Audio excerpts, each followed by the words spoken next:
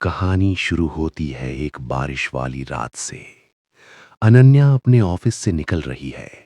वो तेज कदमों से बस स्टैंड की तरफ बढ़ती है, लेकिन उसे अपने पीछे एक और कदम सुनाई देते हैं। वो मुड़ी, कोई नहीं था, सिर्फ एक स्ट्रेट लाइट टिमटिमा रही थी। उसने अपना फोन निकाला।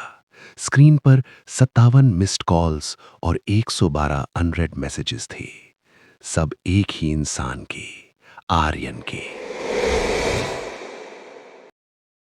आर्यन वही लड़का है जिसे अनन्या ने 3 महीने पहले ब्रेकअप किया था, क्योंकि उसकी गुस्से और शक ने रिश्ते का दम घोंट दिया था। लेकिन आर्यन उसकी जिंदगी से गया नहीं था। वो एक साए की तरह उसका पीछा करता था। अनन्या ऑटो में बैठी तो थोड़ी दूर एक बाइक उसका पीछा करने लगी।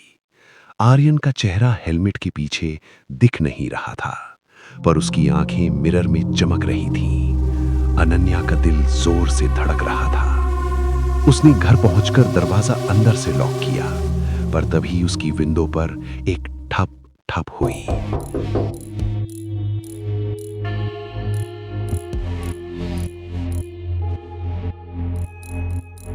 वहां आर्यन खड़ा था, बारिश में भीगा हुआ, हाथ में एक पुरानी फोटो लिए। उसका पागलपन इतना बढ़ गया था कि वो उसके घर की दीवार फांद गया था। अगला एक हफ्ता अनन्या के लिए किसी नरक से कम नहीं था। आर्यन उसे हर नए नंबर से कॉल करता।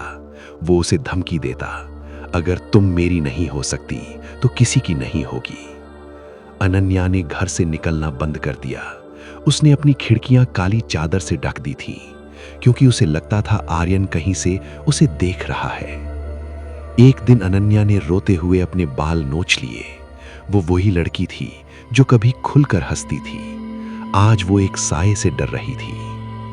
आर्यन को लग रहा था ये प्यार है, पर असल में ये एक शिकार और शिकारी का खेल बन चुका था।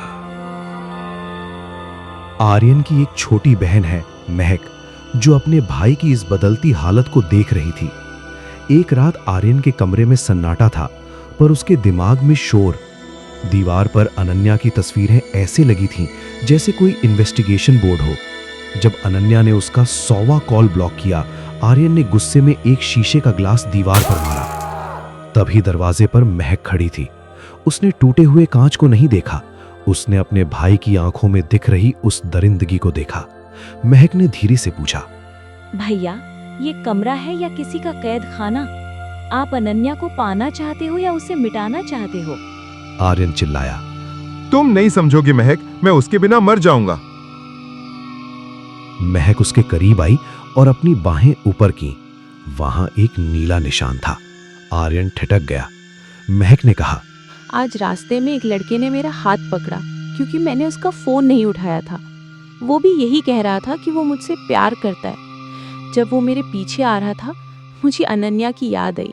मैंने सोचा, मेरी अनन्या दी भी तो रोज इसी मौत से गुजरती होंगी, और उन्हें ये मौत मेरा अपना भाई दे रहा है।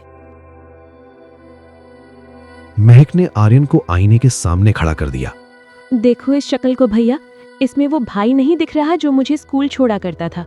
इसमें एक शिकारी दिख रहा है। आप कहते हो आप उसे प्यार करते हो? प्यार तो फूल को टहनी पर रहने देता है, उसे मसल कर अपनी जेब में नहीं रखता। अगर आज आपने ये जुनून नहीं छोड़ा, तो कल जब लोग मुझे एक स्टॉकर की बहन कहेंगे, तो क्या आप मुझे बचा पाओगे? आर्यन की आंखों में आंसू आ गए। उसे पहली बार एहसास हुआ कि उसकी प्यार की जिद ने अनन्या को एक जिंदा लाश बना दिया था। उसे पहली बार अनन्या के डर में अपना गुनाह नजर आया। अगली सुबह अनन्या के फोन पर एक आखिरी मैसेज आया। उसने डरते हुए खोला। लिखा था, अनन्या, मुझे माफ कर देना। मैं प्यार के नाम पर तुम्हारा सुकून छीन रहा था। आज के बाद तुम्हें मेरा साया भी नहीं दिखेगा। जी लो अपनी जिंदगी जैसे तुम जीना चाहती हो। अनन्या ने वो मैसेज पढ़ा और पहली बार महीनों बाद गहरी सांस ली। उसने अपने कमरे के पर्दे हटाए और धूप को अंदर आने दिया। आर्यन ने उसे हमेशा के लिए जाने दिया। उसे समझ आ गया था कि जब रिश्ते खत्म हो जाएं, तो उन्हें इज्जत से छोड़ देना चाहिए, किसी को परेशान करने से ना तो प्यार वापस मिलता है और ना ही खुशी, बल्कि उसमें सबकी बर्बादी होती है। सही प्यार वो है जो दूसरे को खुशियां दे और उसे अपनी जिंदगी जीने की आजादी दे।